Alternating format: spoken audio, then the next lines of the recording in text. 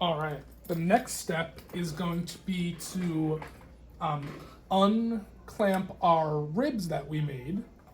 And now they're going to be glued right where we laser cut the template. So this is pretty self-explanatory. Top three would go on top three. The way the ribs go, they go facing the text faces. You can face the text down on these because we will match it. So like top one will go on top one. Bottom two on bottom two, bottom one on bottom one, and of course top two on top two. So I'll demonstrate by doing just one of them. We'll take away the bottom part.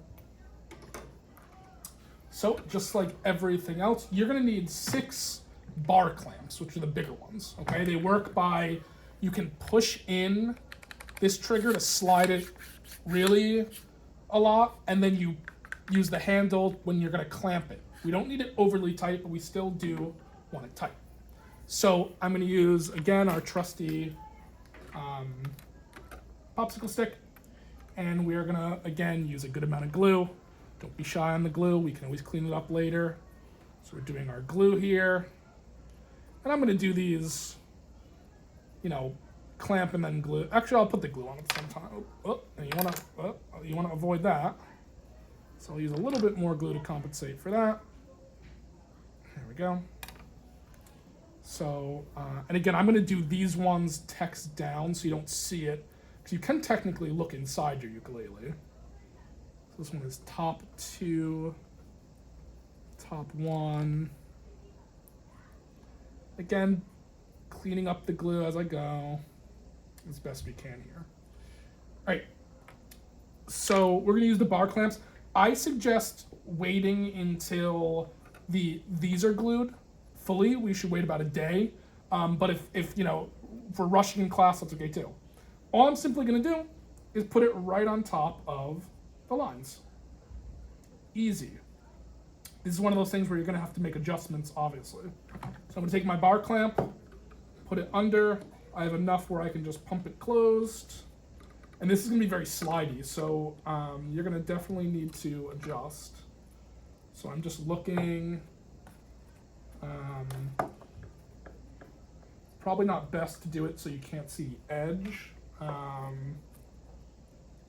That looks pretty good, so I'm gonna tighten that up pretty decently. I'm gonna go to the edge on this one. In fact, I'm gonna move this over. I have to be really careful about not breaking anything off. In fact, I'm gonna move it like this. There we go. And again, I'm giving it a decent amount of pressure. We don't want to like crush the wood, but we want to give it enough pressure where it's very sturdy. Okay, this is top 2. And again, these go on flat down.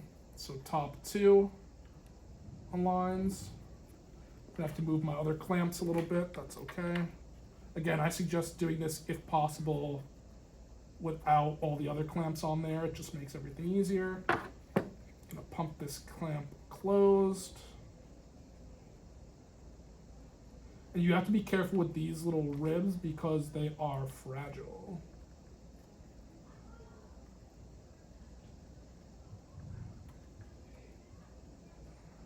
Alright. Alright, so I'm gonna start to close that. Getting one down. It's easy when you have like 3 on there because then you can kind of just rest it. Again, I'm pumping that closed. Okay, that's pretty good. I'm gonna untighten it.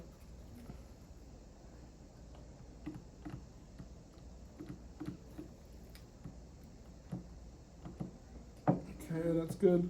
And again, when you're clamping and you want to untighten, you click that. That'll take away all the pressure of the clamp. Okay, and finally, top 1 here. It's gonna go here, right in the middle.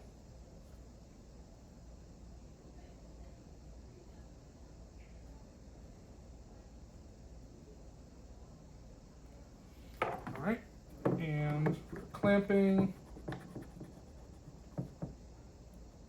And again, you have about 2 minutes of time to move this stuff before it all starts to go downhill. So if you need to make adjustments, you do them quick. Alright, so it's good. Alright, that thing is clamped up. I would do the same for the bottom portion as well.